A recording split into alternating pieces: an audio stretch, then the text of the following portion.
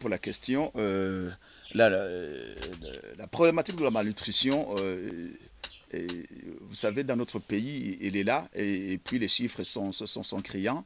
Et c'est pourquoi les projets et programmes du FIDA, dont le PRODEFI, a intégré la composante nutrition des autres composantes, les composantes aménagement des marais et les composantes agriculture. Ceci pourquoi? Parce que la synergie entre la sécurité alimentaire et la nutrition doivent être de pair. Et parce que la lutte contre la malnutrition, ce n'est pas uniquement l'augmentation de la production, mais c'est également combiner les deux, et mettre ensemble la production, les quatre composantes de la disponibilité alimentaire, l'utilisation de ces aliments, la conservation et j'en passe. Donc la composante nutrition est venue pour compléter ces trois composantes ou quatre composantes pour qu'effectivement il y ait une synergie entre la sécurité alimentaire, c'est-à-dire l'augmentation de la production et l'utilisation de ces aliments, et qui est l'une des composantes très importantes de la nutrition en général. Bref, ceci dit, c'est-à-dire que la sécurité alimentaire, l'augmentation de la production doit aller de pair avec l'augmentation avec l'utilisation de ces productions. Quelle est la corrélation entre la nutrition et le développement, ou surtout intellectuel ou mental? Et les études ont prouvé que la malnutrition, si elle n'est pas prise en compte dès la conception, c'est-à-dire ce que nous appelons en jargon médical, dans la période de 1000 jours, que nous appelons une période de fenêtre d'opportunité. Pourquoi opportunité? Parce que si on ne fait rien pendant cette période, c'est là où on va avoir des conséquences néfastes qui sont inhérentes de la malnutrition. Pourquoi? Parce que la malnutrition est la base même du sous-développement, je dirais, intellectuel au niveau du cerveau.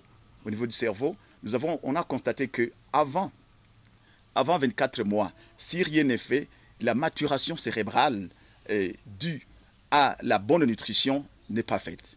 Si au niveau du cerveau, nous avons ce problème de maturation cérébrale, vous comprendrez que cet enfant qui a ce problème de malnutrition dès la conception et après la naissance, et jusqu'à l'âge de 24 mois, si rien n'est fait, cet enfant aura un cerveau qui n'est pas bien développé, et par conséquent, qui aura des conséquences moteurs, des conséquences intellectuelles si c'est un enfant. Ce sont de ces enfants-là que vous allez trouver qui n'ont pas suffisamment, dont le coefficient intellectuel est bas. Et quelle est la corrélation avec le développement? Et cela s'entend très bien, parce que le développement va de pair avec la bonne nutrition, parce que si vous avez une bonne nutrition, vous avez des enfants qui sont bien portants, et des hommes et des femmes qui ont une bonne santé, qui peuvent œuvrer pour le développement de ce pays. La malnutrition, vous l'avez dit, à des étapes. Quand est-ce que vous pouvez décider de prendre en charge un enfant ici sur la colline ou à l'hôpital? Quelle est la technique que vous utilisez pour apprécier si l'enfant a une malnutrition aiguë ou modérée, je ne sais pas? Merci beaucoup. Et au niveau du ministère de la Santé publique et de la lutte contre le sida, il y a un programme, le PRONIANUT, qui est le programme national intégré de nutrition, d'alimentation et de nutrition.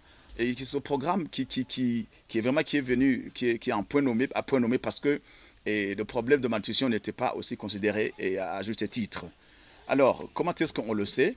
Et par le biais de ce programme, il y a ce qu'on appelle la prise en charge communautaire de la malnutrition, et ce que nous faisons aujourd'hui ici au niveau collinaire. Et c'est surtout au niveau de la prévention.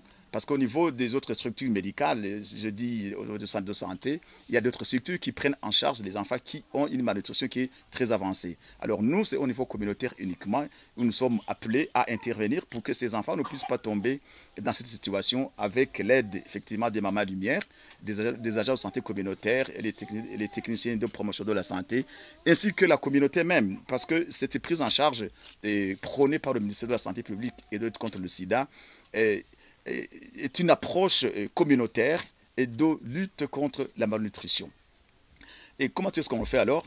Et cette approche intègre effectivement ce que nous avons appelé les FARN-FAN, les sites FARN-FAN, donc les foyers d'apprentissage et de réhabilitation nutritionnelle, et foyers d'apprentissage nutritionnel à l'instar de ce foyer que vous voyez ici à Gashikanoa, et pour que l'on puisse effectivement appeler ou impliquer la communauté à la lutte de cette malnutrition.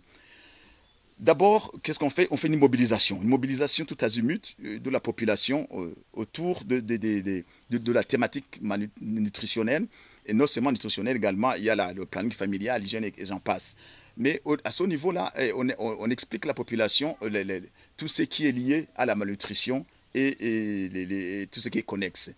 Et là, la deuxième étape, c'est le choix de ce qu'on appelle les mamans lumière, que vous avez entendu parler ici.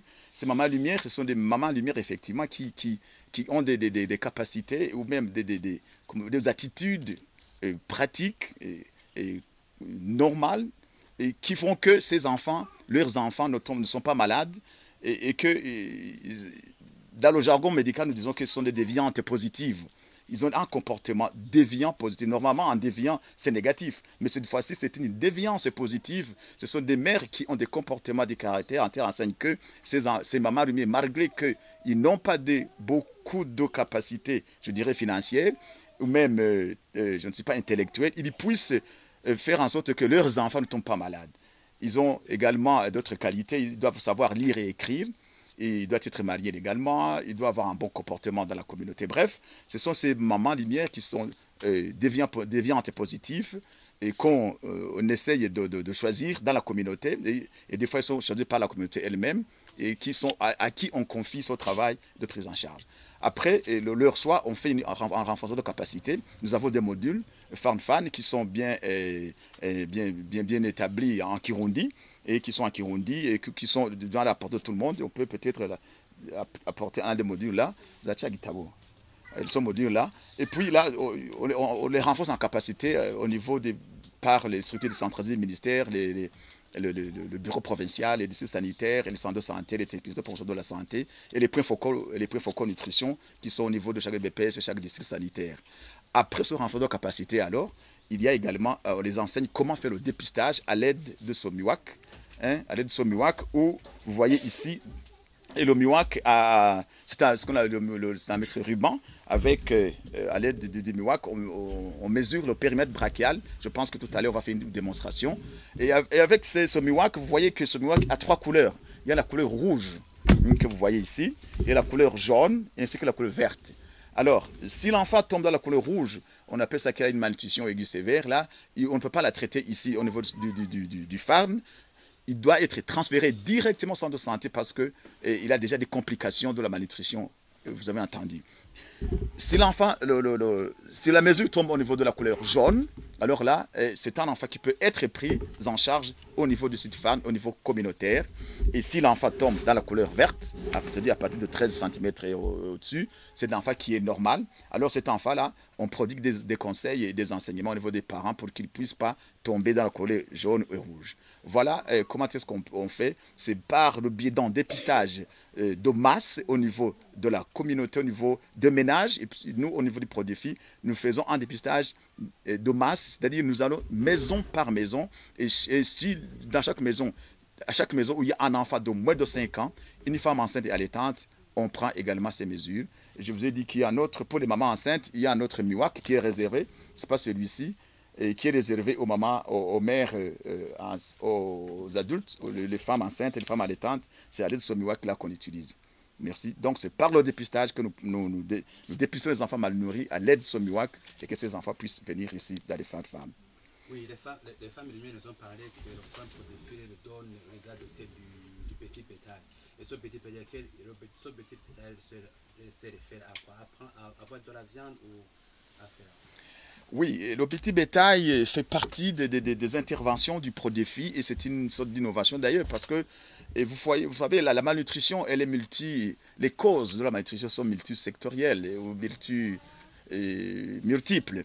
Alors là, entre autres, je citerai la pauvreté. La pauvreté, c'est surtout les ménages des enfants, des parents vulnérables. Nous, au niveau du Prodéfi et au niveau du projet FIDA, ce sont des enfants qui sont classés dans la catégorie 1 et 2. Donc, il y a 5 catégories de la population. Alors, ce sont les catégories 1 et 2 qui sont les plus concernées et qui ont des petites lopées de terre et qui n'ont pas vraiment qu'ils ont des problèmes au niveau de la famille.